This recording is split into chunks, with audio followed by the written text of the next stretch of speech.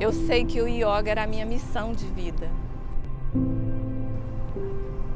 E eu precisei adoecer para encontrar a minha missão de vida.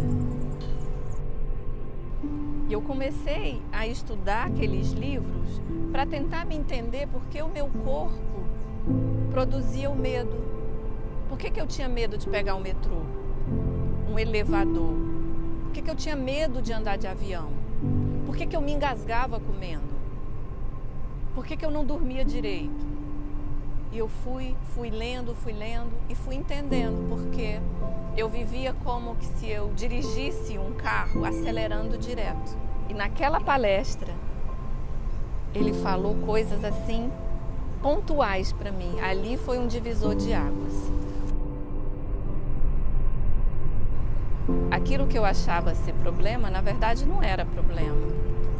Na minha cabeça era.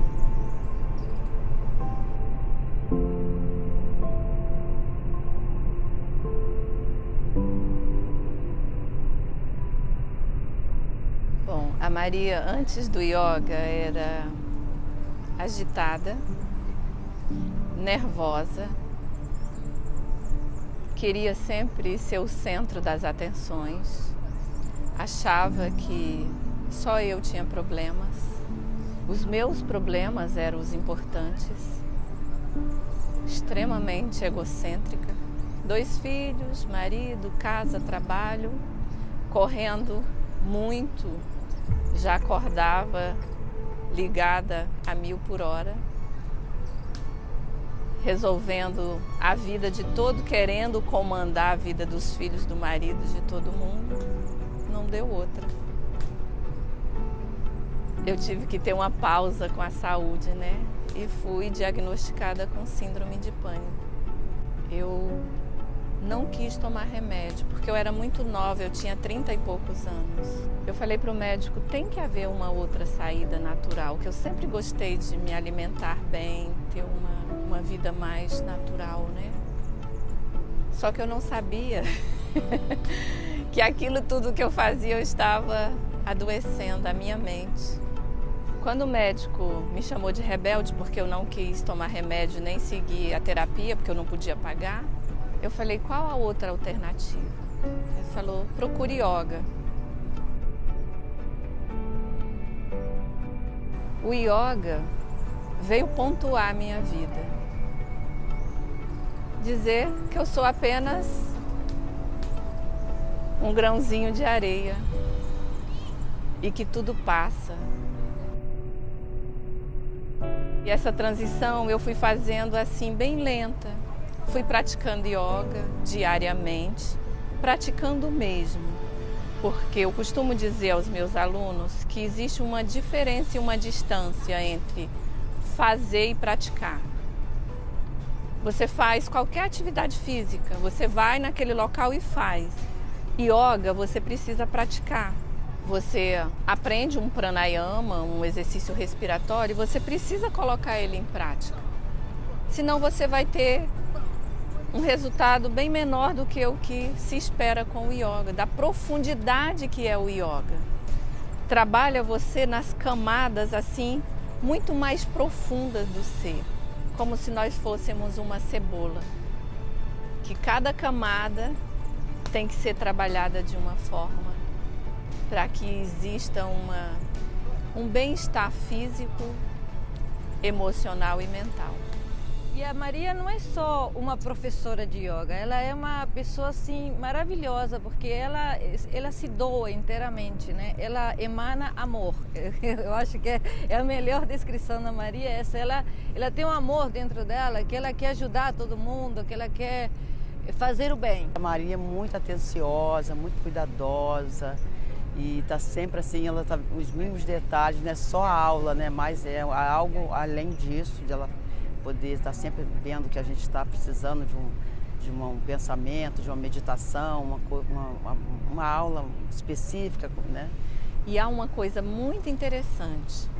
Quando o aluno chega para fazer aula, eu percebo a fisionomia, como eu tinha uma fisionomia fechada, dura, sabe?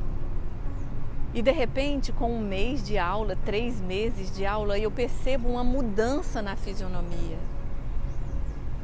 Uma coisa mais leve, é como se a pessoa carregasse um peso e de repente as aulas tiram aquele peso, né? É bem interessante. Então eu já tive relatos de pessoas que não dormiam bem por vários questionamentos, passaram a dormir melhor. De ser extremamente ansiosa, passaram a ter uma vida mais tranquila, ou que com depressão e também se sentiram melhor e se sintam melhor. Bom, eu conheci o yoga em 2011, quando eu tive depressão. Ajudou com que eu tivesse forças para lutar contra a depressão, além do tratamento que eu já fazia. E ela sempre me acolheu muito bem, ela conhece as minhas dificuldades e estamos sempre trocando essa energia. Ela me ajudou em outros momentos, coisas pessoais pelas quais eu passei, então eu sou muito grata a ela e ao yoga. Durante esse período da pandemia, ela foi muito importante para mim e eu só tenho a agradecer. Uma das várias coisas que eu tive de benefício com yoga, além da própria depressão, é que eu tenho um problema na córnea.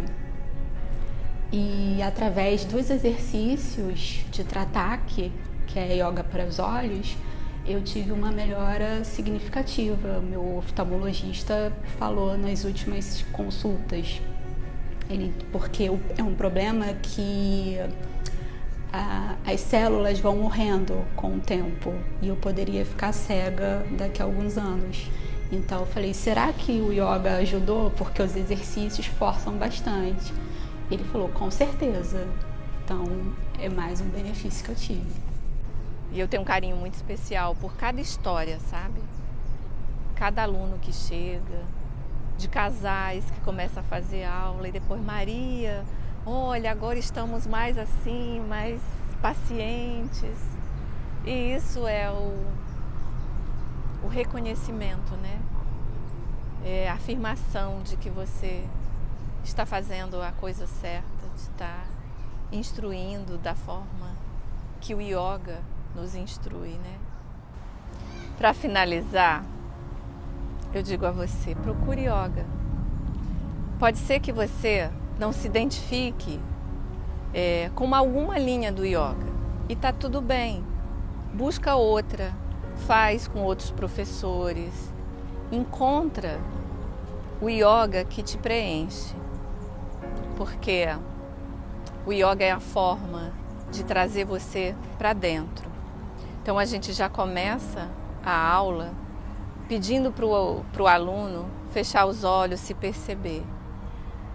Nenhuma outra atividade que eu conheça trabalha da forma mais profunda como o yoga, trabalhando o corpo, a mente, o espírito, trabalhando a alegria, trabalhando o bem-estar. Então, yoga não é religião, como muita gente pensa. Aliás, não tem nada a ver com religião. Yoga é união de você com você mesmo, de você com a natureza, de você com o universo, de você com Deus. É a reconexão. Então, procure yoga. Namastê. Do meu coração para o seu, simples assim.